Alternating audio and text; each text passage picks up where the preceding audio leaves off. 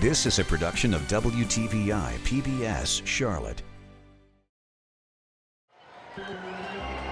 Football may be the national sport now, but baseball is still the national pastime. Starting with the early years of baseball in our region. The rivalries, you'd have the Kannapolis Towelers playing the Spindale Spinners, and the games were tremendous intensity. To breaking both the race barrier. At one time, the Negro ball player wasn't able to play in the major leagues. And the glass ceiling for women. My brother comes in, says, David's moving to TV. You're going to be the general manager and run the ball club. To Charlotte losing a landmark. I remember calling the office, and Harry Pickett told me, said the baseball stadium burned down. To the opening of its long-awaited replacement. Now with the new stadium down here, baseball's back.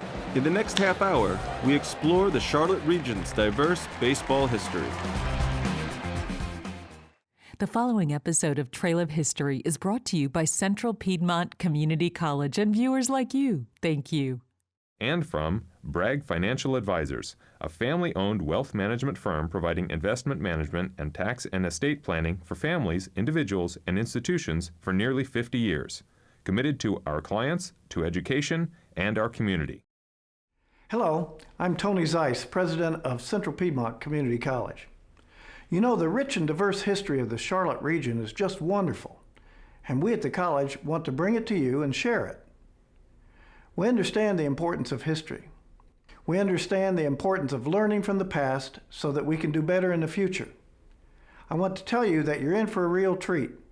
The History Department at Central Piedmont Community College has partnered with our television station to bring you this special, one-of-a-kind history program. Stay tuned. I'm sure you're going to enjoy it.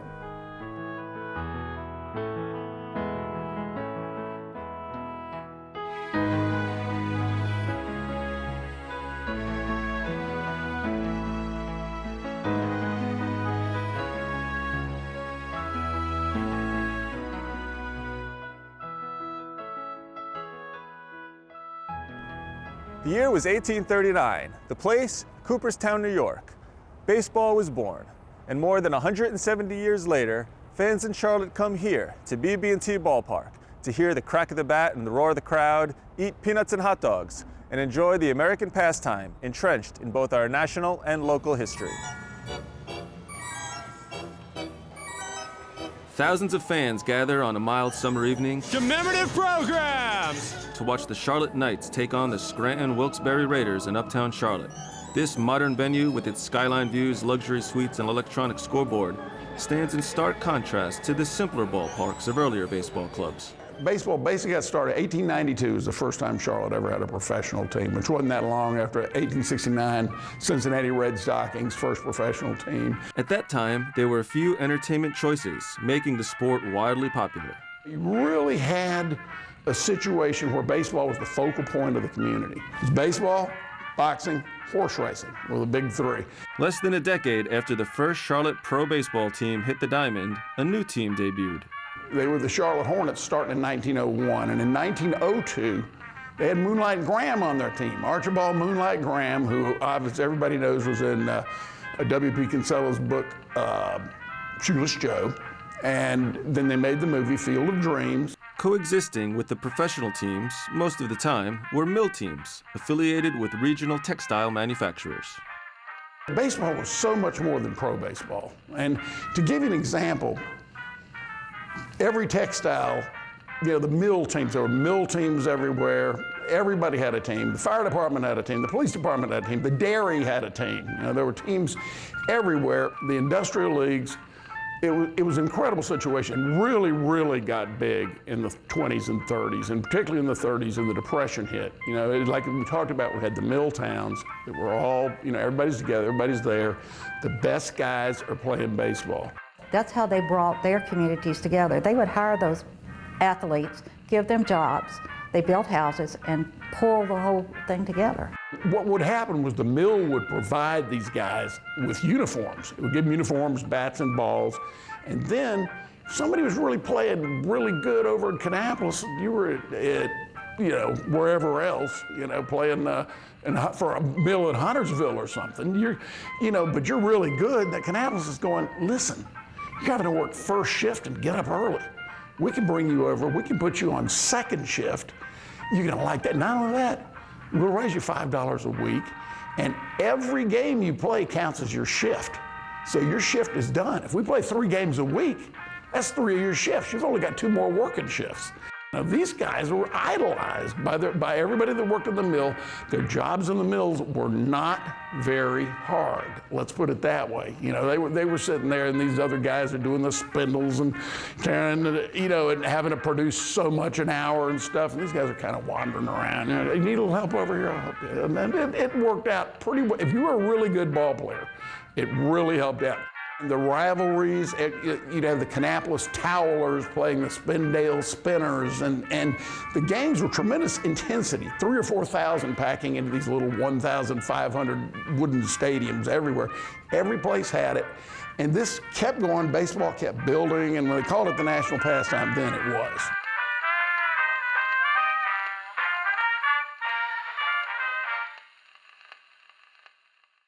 In the mid-1930s, the textile mill owners made their own mark on baseball.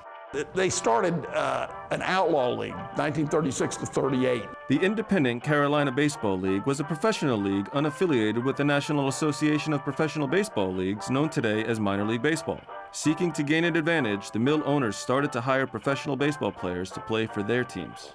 But this didn't sit well with the National Association. According to their book, The Independent Carolina Baseball League, 1936 to 1938, co-authors Hank Utley and Scott Verner said any player who joined up was considered an outlaw and banned from playing in the National Association. Teams like the Charlotte Hornets, Concord Weavers, Kannapolis Towelers, and Hickory Rebels were all part of the Outlaw League, which folded in 1938.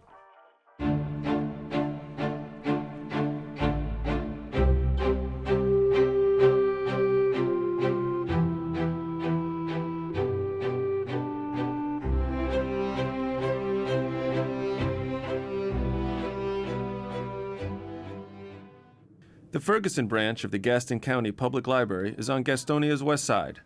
That's where we find Supervisor Michael Webb shelving books. But it was one book in particular he received as a teenager that sparked his curiosity. Just by happenstance, when I was around 14, 15 years old, my mother came home with groceries, and along with those groceries, she had this book called the Biographical Encyclopedia of the Negro Baseball Leagues. Webb's research led him to explore a time when those of color were excluded from playing mainstream baseball. I started going through it more, and I started noticing names that were actually seeing names that I did not know about. And after that, I wanted to keep digging further into these men that I did not know about and what they did, for the history of baseball. Webb started contacting former Negro League baseball players, and today encourages them to share their personal stories in the community. I'm 84 years old. One of those players is Edward Burton. What we have is a collection of things that I've saved over the years. Baseball team pictures, awards, people that I've played with over the years that I played in the Negro League. Burton now lives in Charlotte, but he remembers playing for the Harrisburg Giants in Pennsylvania. His baseball memorabilia covers the kitchen table. The team photo is 1954 Eastern Negro League champions. We beat out the Pittsburgh Crawfords. Regardless of whether they played the sport in the South or up north, black players were often the targets of racism. At one time, the Negro ball player wasn't able to play in the major leagues, and everything was segregated. And it wasn't until, I guess, Jackie broke in with the Dodgers in '47 that it changed things. Because even though we would go out and draw big crowds, before 1947, we were called names, and, it was really, discouraging. It really, especially even up north, it was bad, not only in the South. But once they found out you could play ball or we get a chance to go back, they always wanted us to come back to play because we could play ball, There was no doubt about it. We had some guys that should have been called up to the major leagues that played in our league.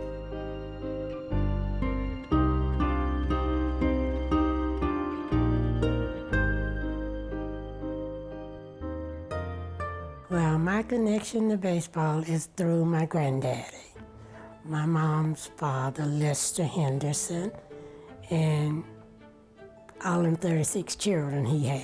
Patricia Reed says baseball was a major part of her childhood. They just played baseball around town and down at Highland Park, Mills, in Charlotte. She says the sport had a major impact in the African American community because it was something they all looked forward to. It was more togetherness and more looking out for one another that we have gotten away from. More family oriented, a lot of love. If you miss a week going, you missed a lot of people that may have come. Meeting people from other sections of North Carolina, like Pineville, Matthews, Huntersville. They're in the black sections of towns, like what they used to call across the tracks in the old days, and they would have their own teams. They'd make up their own teams and play, because the game meant tons to them, just like it meant tons to the white people, because it was the American game. Very, very tough for Negro leagues. They had inferior equipment. They had only what they could afford. There weren't anywhere near as many teams. Back in Gastonia, Michael Webb shares the history of Irwin Park. What's awesome about this field is this was a game that was played many, many years ago, where many notable teams such as the Birmingham Black Barons played, the Atlanta Black Crackers, Charlotte Black Hornets. You also had notable players such as Willie Mays. You also had many players such as Carl Forney, Butch Davis, who all played on this field. This field was very significant in Negro League baseball history.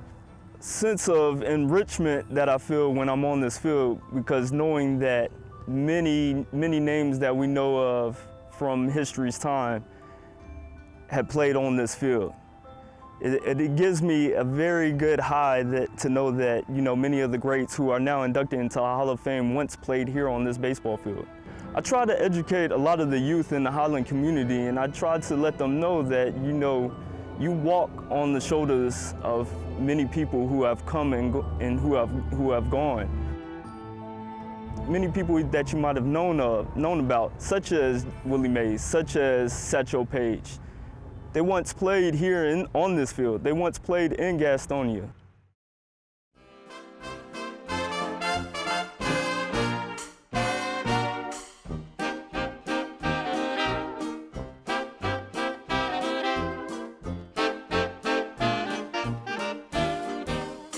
The Charlotte Hornets baseball team traces its roots back to 1901. In the 1930s, the team became an affiliate of the Major League Washington Senators, which later became the Minnesota Twins. U.S. goes off to war, 1941 to 45. All these soldiers come back. You know, they're looking for stuff to do. They're looking for things to go on. The minor leagues explode. Today, there are 9 minor league baseball teams, and that's professional, obviously, in North Carolina. There were over 50 in 1949. The Minnesota Twins continued its affiliation with the Hornets until 1973, when professional baseball left Charlotte. But Charlotte wouldn't go without baseball for very long. Former Charlotte Observer sports editor Bob Quincy approached the Crockett family. They were well known in the area for promoting boxing and wrestling matches. Bob remained a friend of the family, and he'd heard that they were going to tear down this ballpark. He was just horrified that this wonderful old wooden structure that'd been around for so long and was part of our history was going to be torn down. They were going to put warehouses. He also knew that the Asheville Ball Club was for sale. So he approached my brothers. The Crockett's bought the Asheville team and moved it to Charlotte. The newly formed Charlotte Orioles, a AA affiliate of the Baltimore Orioles, debuted in 1976. Former Major League pitcher John Flynn played with the O's during their inaugural year. We were appreciated right off the bat. We had very big crowds. AA can kind of be kind of low-key. Your AA, at that time it was the Southern League, and there was bus trips. We traveled long bus trips, and you know, it got a little mundane and the whole lifestyle. But we really were accepted, you know, in Charlotte. It's a long time ago, but I remember it very, very well. We won the first half. There was halves to the season. And I was fortunate enough to pitch the clinching game that won the first half.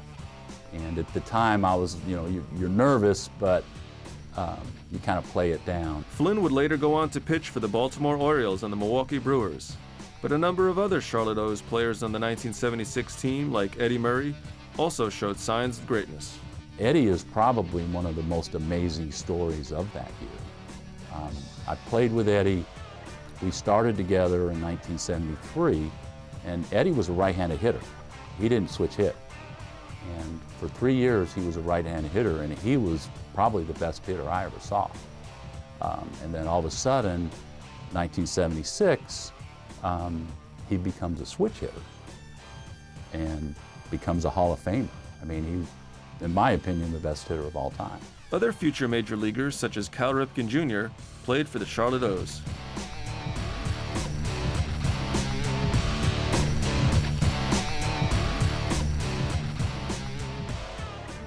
One year after the Charlotte O's first took the field, the club came under new leadership, a different kind of leadership.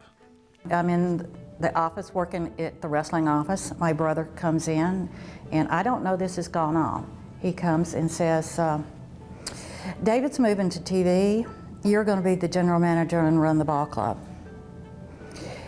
Next day, we have a press conference, and I hit the ground running and had the time of my life. In 1977, Frances Crockett became the general manager of the Charlotte O's, a position very few women held at that time in minor league baseball. I had to learn fast.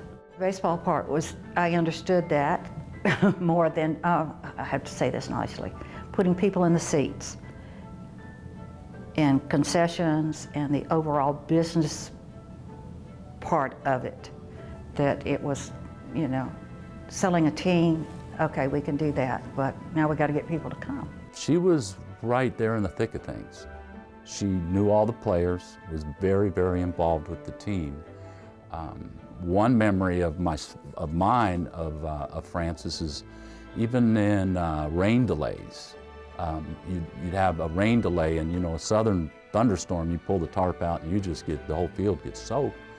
And that field drained very well, but she was right. She took her shoes off and she was right out there with the grounds crew pulling off the tarp, getting the field ready. It was such a wonderful old park. It used to be 440 feet straightaway center field, and they brought it in to 390, and it was still a poke out there, and it was poking the power alleys, and the seats. And the Crockett's came in and put like colorful plastic, good molded seats in there. It was nice in place of the old benches that they'd had in there before. Frances Crockett's daughter Lisa says her mom made it a family affair. You know, we grew up there and I was the bat girl, loved being a bat girl. Didn't even know I liked baseball until I was forced out on the field as the bat girl. It was a time for all my brothers and sisters to actually be together. You know, you come home from school and do your homework at your house. Well, the ballpark was our house. It was our home, and we were able to go to work with my mom every day. And the team made community a priority. We did clinics, they went to hospitals. If you called and said, my child is sick, and da-da-da-da, yes, someone was there. I think that's important, that people reach out to you, you've got to reach back.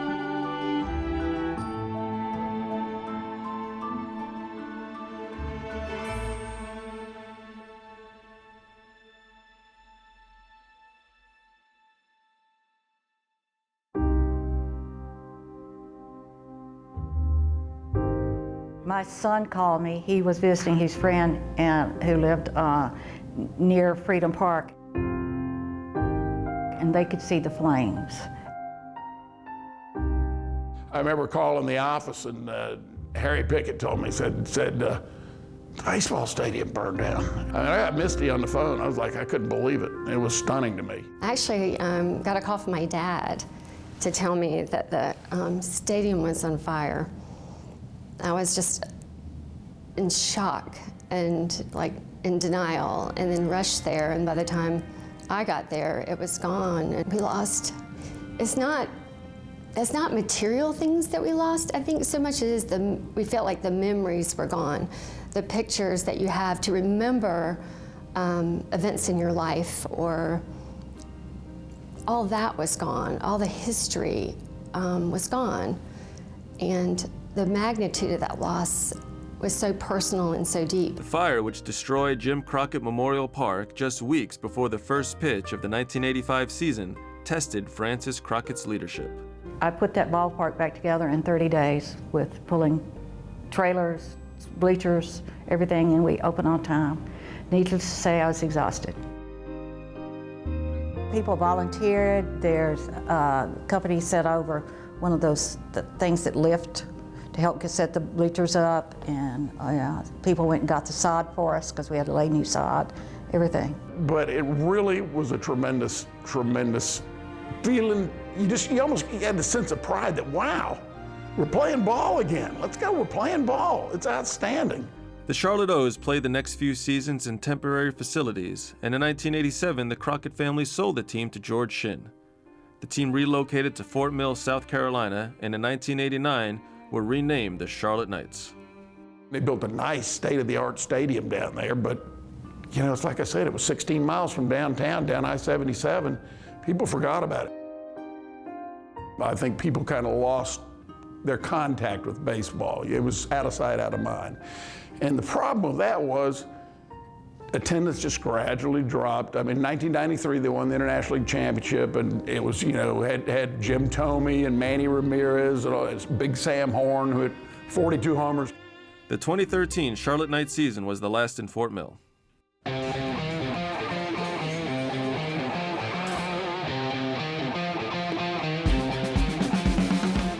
The opening of the BB&T ballpark in 2014 ushered in a new era, both for the region's baseball history and the Knights.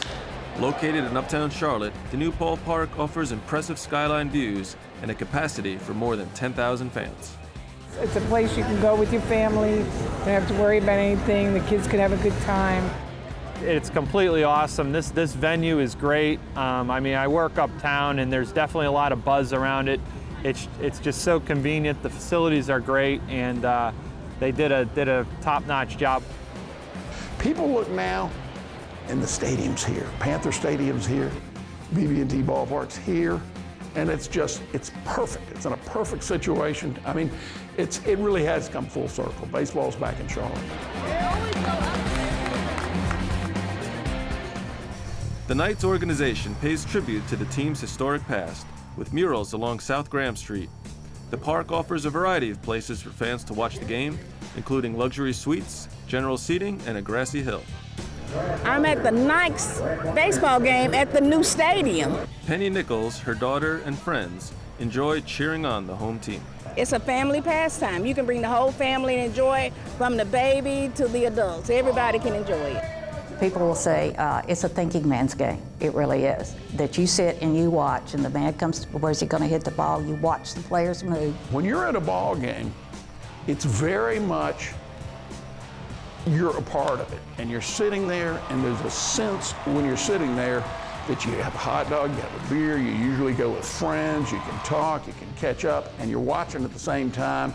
And anything happens, you know, now it's even better because I'll show it on the big video screen. So in case you were taking a swig or eating a hot dog or something, or yakking to your friends, you get to see what happened. And it's an outing. I think it's so amazing that now I feel like it's come full circle, that kids, adults, families can possibly experience the childhood that we were able to enjoy in the community. It does bring families together, and if this is just the best place to be for me is in a ballpark, because it's home. 9 innings of drama, strategy, energy, heartbreak, and greatness make up America's pastime. But more than that, it's community. Thank you for joining us for this episode of A Trail of History on WTVI PBS Charlotte.